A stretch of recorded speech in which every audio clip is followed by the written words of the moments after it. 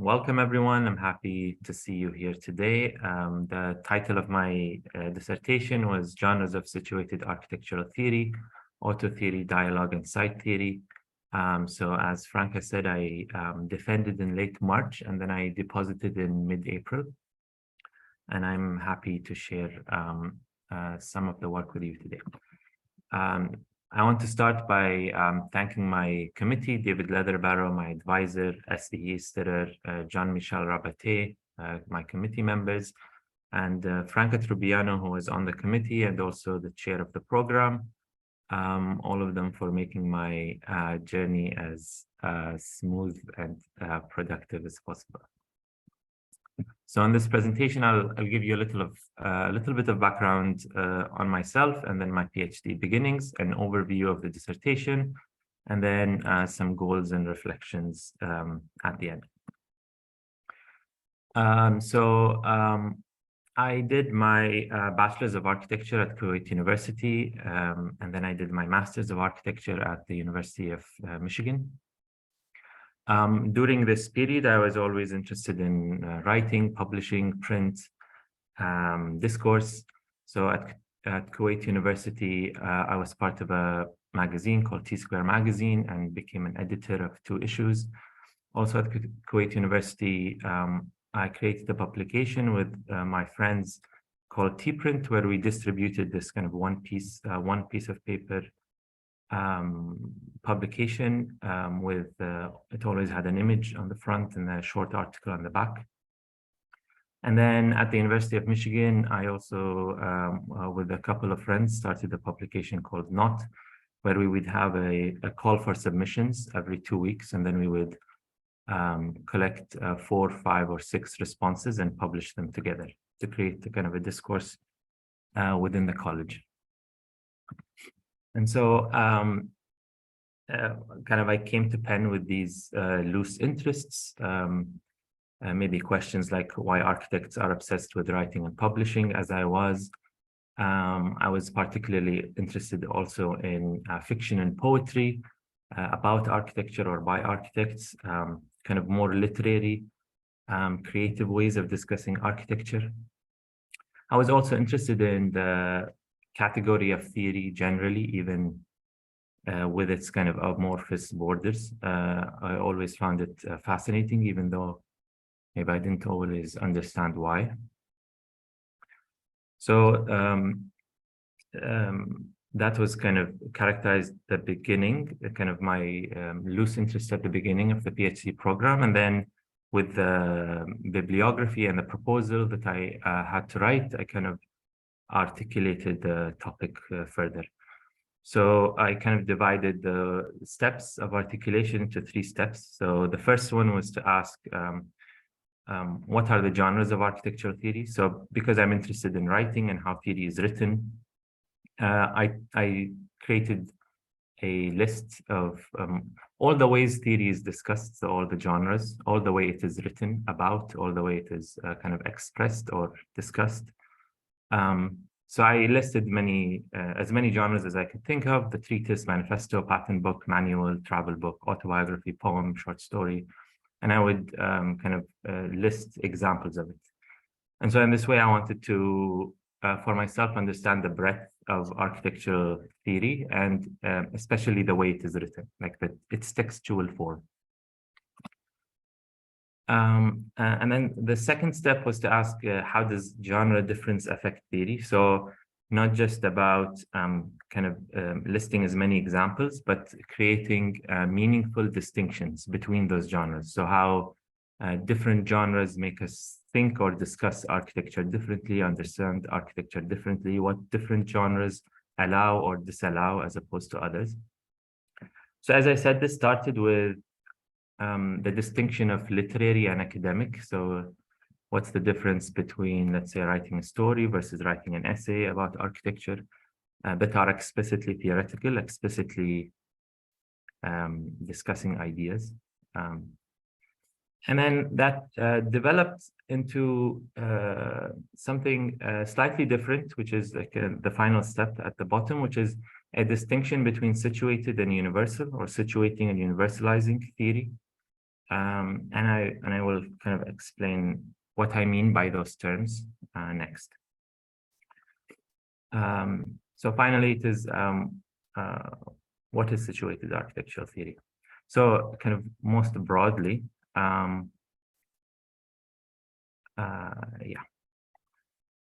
most broadly, I can say that the way I understand situated theory is that it is theory that shows how it has been come by. It includes a partial description of the situation in which the theory was developed. So it is, and again, I'm talking about text, I'm talking about writing. So it is architectural theory that doesn't just tell you the theoretical proposition, the idea that the architect is advocating or arguing for, but also some of its context. So the kind of person that created it, or the circumstances that were there when it was created, or the place that it was created, or all the information around the creation or development of ideas rather than just the ideas themselves. And this is not typically how academia or kind of scientific research works. Usually in kind of scientific discourse and academic discourse, typically, I mean, it's changing now, but typically you just get the point. And it is also even frowned upon when you go away from the main point and start talking about what would be considered side issues. So this idea of situated knowledge is found through the 20th century. It is most recently, it is associated with feminist thinkers, feminist writers, feminist philosophers. One example is an essay by Donna Haraway called Situated Knowledges that discusses that idea. It's also associated with what is called the personal turn, interpretive turn, affective turn, postmodern turn, a lot of terms that kind of show a shift in thinking towards more situatedness, which again, I'll try to re-articulate it, is situatedness here is a kind of challenge to a scientific thinking at that time, or the idealized kind of scientific knowledge. So it is a challenge to knowledge that is detached, objective, and universal, or at least aims towards these ideals. So Haraway describes situated knowledge as opposed to these three terms. It is partial, locatable knowledge that is about vulnerability. So it is partial because it doesn't claim universal truth. It is locatable because you know from where it came, from who it came, under what circumstances. And it is about vulnerability, as I understand it, because any sort of knowledge, once you know it's the circumstances under which it came, the people, places that led to its creation, you also can see its biases, its shortcomings, its circumstantial applicability. And it's then difficult to claim any universality once you know kind of its specific ingredients. And just to give you an example, I like this paragraph written by Aldo Rossi in a scientific autobiography. I'll read part of it. So he wrote, in April of 1971, on the road to Istanbul between Belgrade and Zagreb, I was involved in a serious auto accident. Perhaps as a result of this incident, the project of the cemetery at Modena was born in the little hospital of Slavonski Brod. And then he describes his experience in the hospital. He says, lying nearly immobile, I thought of the past, but sometimes I did not think. I merely gazed at the trees and the sky. This presence of things and of my separation from things, bound up also with the painful awareness of my own bones, brought me back to my childhood during the following summer. In my study for the project is the cemetery at Modena. Perhaps only this image and the pain in my bones remained with me. I saw the skeletal structure of my body as a series of fractures to be reassembled. This is this is a strange paragraph because it is, he describes an event in his life, a car accident. the result of which he was injured. His bones were broken. He was in a hospital. He started thinking about the project. So there is now a connection between kind of this life events and then his architectural thinking. And then he starts thinking of the project in terms of skeletal structure, fractures, assembly, joints. So you can see how a way of conceiving architecture as structure, bones, fractures, how in the way that he wrote, he tells you how this kind of conception of architecture affected the project and then where it came from, like from this auto accident.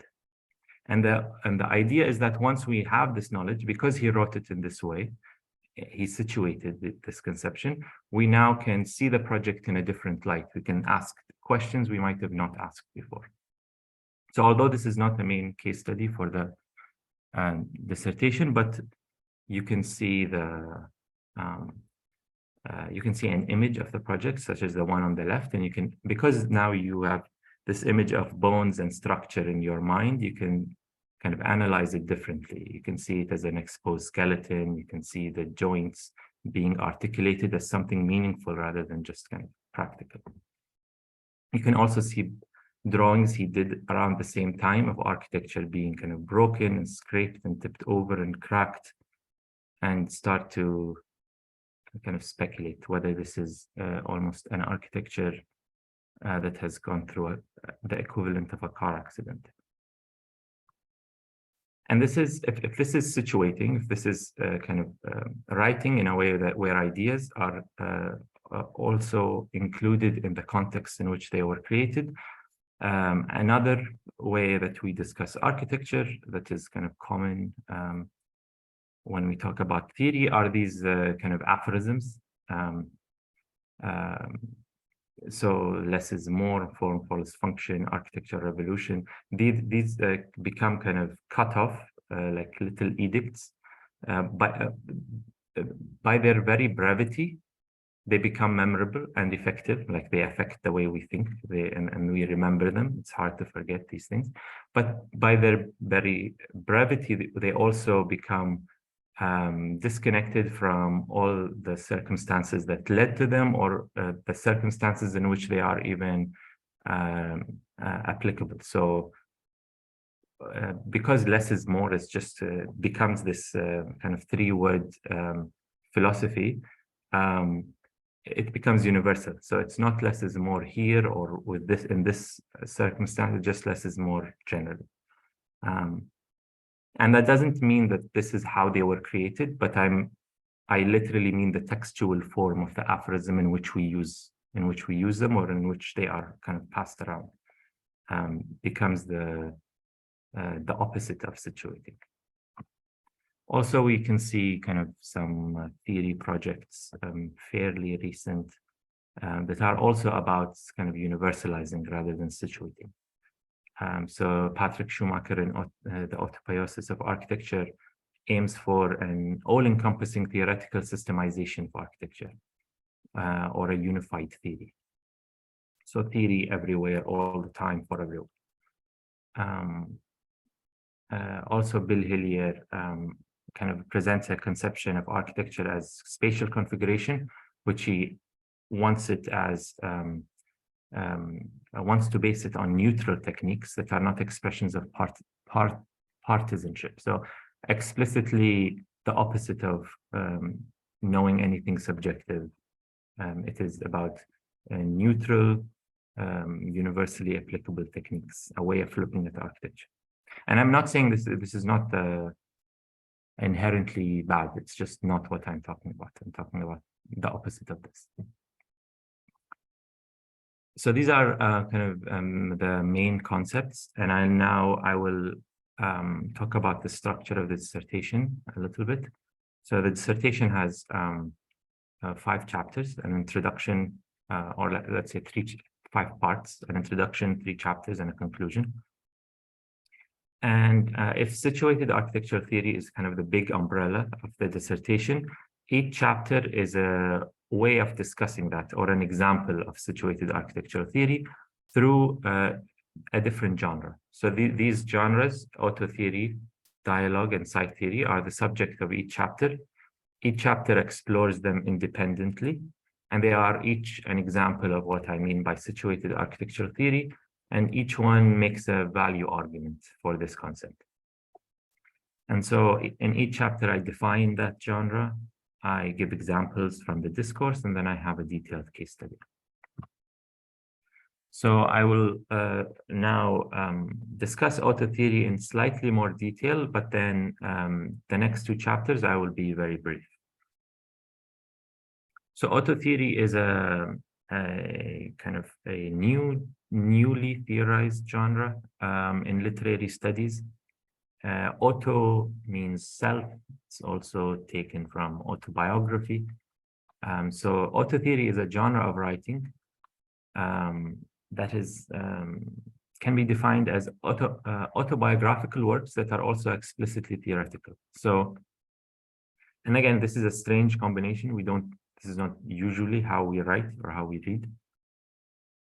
It is also similar to how the Aldo-Rassi paragraph. So it is in these kinds of works, you would see someone writing about their life, their memories, things that happened to them. Let's say a relationship they're in, a position in life they're in, like being a parent, and passages like that would be juxtaposed with passages talking about Foucault and Derrida and theorists of all kinds. So you have a strange moving back and forth between personal and theoretical ways of expression. And the way it is done usually makes you see a connection between the two, so that maybe the personal is explainable through the theory, or the personal even produces, the personal events make the author think of these ideas, or the ideas are kind of explainable through those personal events. So the case study for this chapter is Rifat Chadirji, who was an Iraqi architect born in 1926. He graduated in 1952 from London. He worked in Iraq in the 50s, 60s, and 70s, and his career ended in 1978 when he was imprisoned by the government, and he wrote a lot. So he this is important because I am interested in writing and theory, so I chose figures for my case studies that kind of were prolific writers. And it's important to kind of stop at the idea that he was imprisoned, because this will foreshadow how I will use auto theory. So it wasn't just the end of his career, but throughout his career, Iraq was going through a very chaotic, tumultuous period, politically and socially and culturally. So there were several coups, several changes in government. There were a lot of kind of violence and repression from the government. There was an atmosphere of fear in society. During this period, we see the rise of the Ba'ath regime, that culminated in Saddam Hussein. And Chadirji and his family were personally affected because his father was a politician, and also because they were a left-leaning family, kind of more aligned with kind of communist ideas. So they were always seen as suspect, and they were always targeted. So one of his family members was executed, and he was imprisoned, and his wife also went through kind of many problems. And I will come back to it in a little bit. So the way I structure the case study is that in relation to auto theory is that basically I present an architectural problem, which is how do we interpret Chadirji's architecture. And then at the end, I present auto theory as a solution, as a way that allows us to understand his architecture differently. So I will now kind of go through these steps. I will present the problem and then kind of see how auto theory works its way in. So the problem and the most jarring aspect of Chadirji's career is that from the 50s to the 60s, generally, his architecture kind of drastically changed. So in the 50s, he was designing things more aligned with European modernism, kind of simple geometries, kind of unified geometries, kind of, raw windows, more kind of in the Le Corbusier ethos, probably earlier Le Corbusier. And then in the 60s, we see structures that are more articulated, surfaces that are more textured, a use of explicit use of ornament, arches, and just many departures. This was on a small scale. On a larger scale, these are also two other examples. Here you can see from the 50s, a kind of white box aesthetic, symmetrical facade. To me, at least, is a clear reference to Le Corbusier, who Chadirji talks about being influenced with. And then in the 60s, we see this, like a building, the facade is almost like pulled apart. It's kind of inner structure exposed. We see a lot of more variety, a lot more expression, almost like to me, like an outpouring of kind of aesthetic or emotional outpouring. That is kind of very different from what was happening in the 50s. And the way this is explained in the literature is usually writers say, kind of explain it as basically critical regionalism. So Chadirji started being influenced by European architects, especially Le Corbusier, and then he came to Iraq, and then he settled, and then he started adding arches and more kind of local materials like bricks. And that's how you get the transformation. So it's Le Corbusier plus something, plus local whatever. The problem with this interpretation for me, first of all, it is used for many non-European kind of modernist or kind of mid-century architects. Like almost every architect that is from that period, non-Western, it will be kind of a formula of like European plus local material plus. And that doesn't mean it's not true. To some extent, it's true, but it means it erases all individuality, and it's kind of stops us from seeing the individual achievement of architects. It becomes this kind of formula that explains everyone. And almost like a truism, like who isn't influenced by anything local and who isn't influenced by global trends. Like everyone is to some extent influenced. And also because when you look at facades, like this is a different building in the 60s, to me, it is almost like a shocking facade. Like you can see what is happening in the parapet, like the intensity of all the variety that he's kind of putting there, pulling and stretching and creating compositions with the arches. It is more than just kind of local influence plus some modern ideas. This is another image of the building when it was built. And so what I do first is that I read Chadirji, and I try to come up with concepts that have nothing to do with regionalism. So just to kind of shift our thinking. So this is another building by him in the 60s.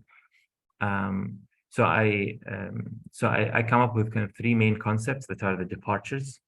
So in the 60s, we see buildings that are much more fragmented, both in the kind of scattering of the openings on the facade, while before they were kind of more orderly, and also in the very surface of the building. So the building is split into different surfaces that are then kind of composed together.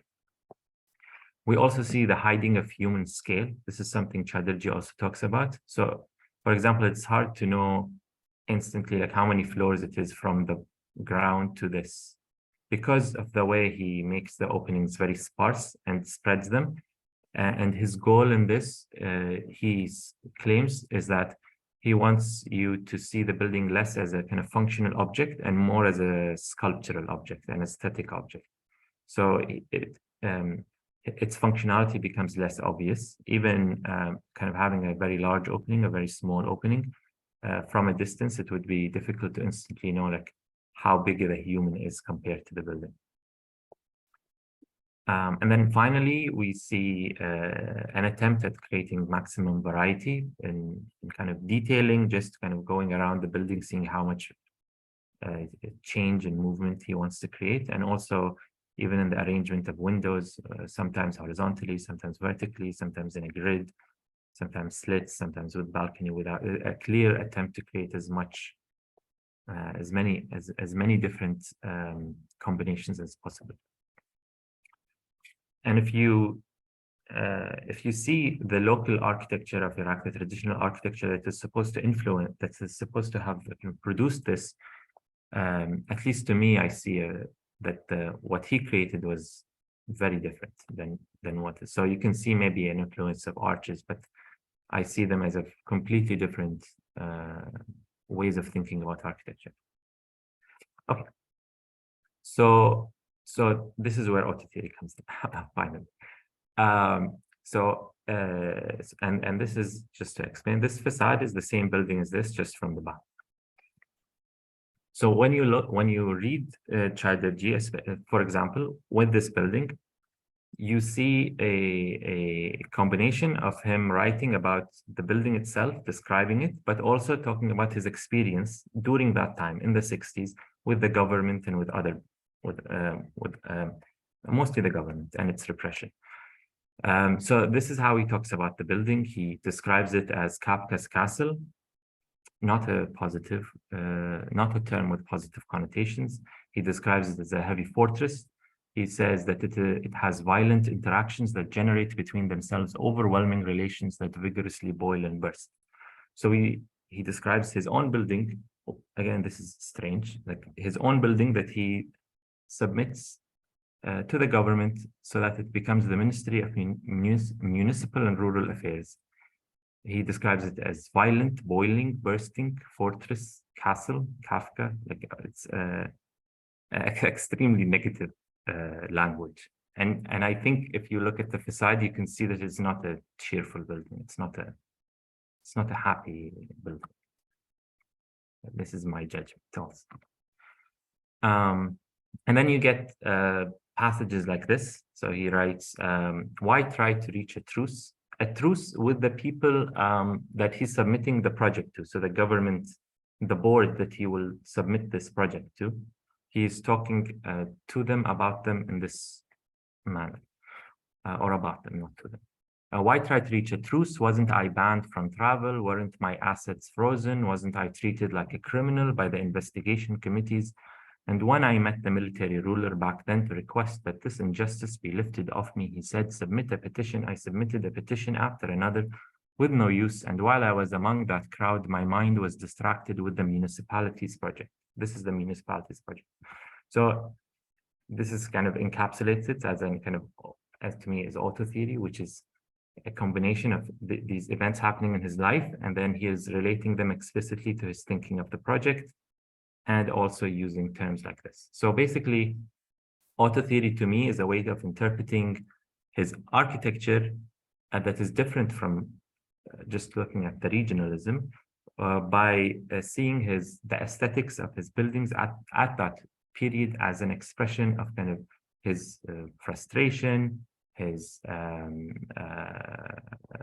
frustration with the government, the kind of negative emotions that he was going through at that period because of everything that was happening in Iraq. So his buildings at that time become kind of an expression of his inner state, at least their aesthetics, not their functionality or other things, which allows us to see his buildings through a personal light, and to understand his buildings specifically in his context, rather than just kind of a general notion of regionalism. So here, kind of Autotheory allows us to interpret his buildings differently, basically.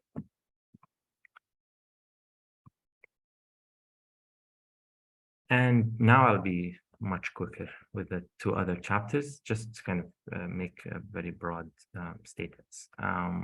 Give you the general idea. So the second chapter is on dialogue. So again, and this is dialogue as a genre of architectural theory. So dialogue as a way of expressing or generating theory. So here I'm talking about dialogue in the form, it can be in the form of an interview or a debate or a conference.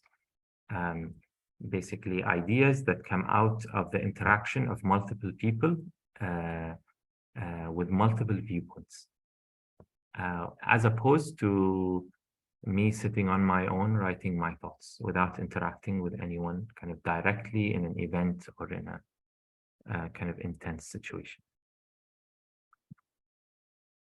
And the kind of the benefits of dialogue is a topic that has been broached before. So Sylvia Levin, for example, writes, conversation is born of the alchemy of an occasion, of a milieu of social exchange, and its rootedness in the short duration of an event enables it to develop particularly keen ways of analyzing phenomenon. So just the general idea that dialogue allows us to think and analyze in ways that that is different than monologue. And the case study in this chapter was Peter Eisenman. And I used dialogue in order to kind of analyze his work. And the kind of the value argument, what I tried to argue for is that while his monologues, what I call his monologues, which is him writing on his own, like his essays, are usually accused of like obfuscation, of being intentionally confusing, of being mysterious. And dialogue is a way of looking at his work, not through these texts, but through the interviews, the debates, the conferences that he participated in, where his ideas were challenged. That kind of text, that kind of understanding, that kind of these kind of sources allows us to kind of cut through the kind of the cloud of mystery that surrounds his ideas, allows us to see it more clearly, and kind of by its very nature, in a dialogue, it is less possible to kind of it is less possible to get away with kind of contradictory statement or inconsistencies. And so here, dialogue is used to kind of understand architectural discourse better, especially theory that is kind of obfuscating, confusing, or even elitist, possibly. And then the last chapter, site theory. Site theory is a play on a concept, site writing, developed by Jane Rendell. So I take her concept and I slightly change it. So site theory here is understood as theory developed for a specific site, but deployable elsewhere. So the situating inside, if in dialogue, the theory is situated in an event, in an interaction, in the difference in the interaction of multiple people is where dialogue is situated. Site theory is situated in a specific place. So it is ideas that are developed in relation to specific places. So a famous example is learning from Las Vegas. A group of architects go to a place, they think about it, they come up with concepts such as the duck or the situated shed or the decorated shed, and they write about it. But then once those ideas are out there, someone who's living in Kuwait can take those ideas and apply them elsewhere. So and then I give other examples in the chapter, such as the book by Negley, The Only Good Architecture in Iowa, and The Battle for Home by Marwa Sabuni.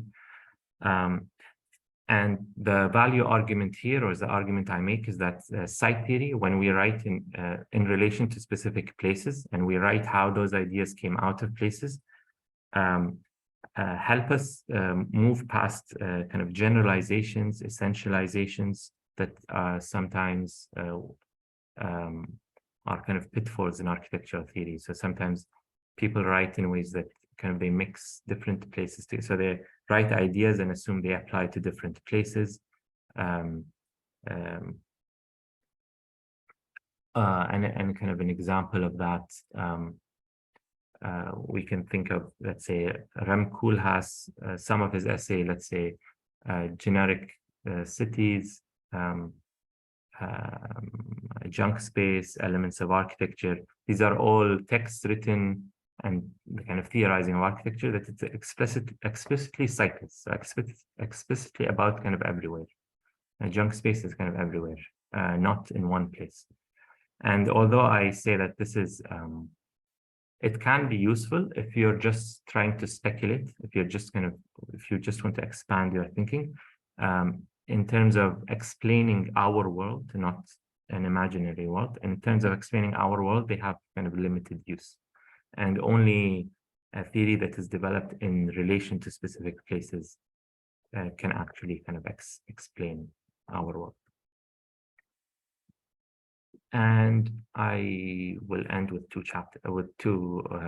slides. So some disciplinary ambitions of the project. One is to record and analyze an existing body of writing. So I'm not claiming to like invent situated architectural theory, but rather to organize those texts that already exist in architectural theory, to kind of organize them, compare them to each other, put them in under different genres, systematically analyze them so that it becomes a more useful, useful concept. And an accessible concept. I also want to present theory as something that is not esoteric and complicated, but as accessible and matter of course. So this is I would say, a part of situating. When you situate an idea, by definition, it becomes, I think, more accessible and more matter of course, as in, once you know where the idea came from, by who, in what circumstances, in what place, like all the kind of the story around it, it becomes almost not just clear, but even sometimes obvious. Like, of course, in such a place with such a person in such a time, such ideas were developed. So theory becomes a kind of a more casual, not because it's not deep, but casual as in like something that we can all participate in, rather than something kind of written by architectural geniuses. And then finally, I want to encourage more theory to be more situated. I don't present situated theory as the only way or the best way, but rather just as a way of writing theory that has certain benefits and certain potentials that would be good for us to pursue. So I explain how it can be more effective, more heuristic, more self-reflective than otherwise. And then my final slide, if you decide to find the dissertation and look at it, you will see that I also attempted to write it in a way that kind of reflects my interest in writing. I try to make it more of a composite. So some parts are more historical and factual, some are more opinionated and critical, some are more literary and personal.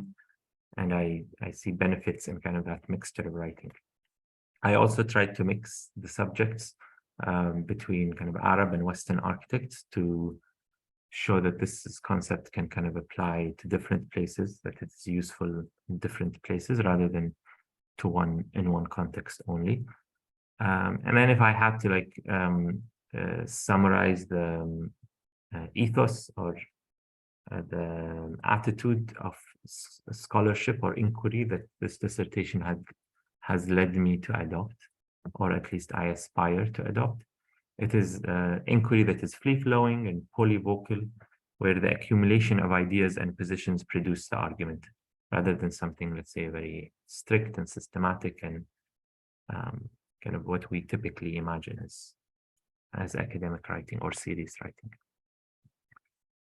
So thank you. This is what I have for you today. I hope you enjoyed it. Thank you.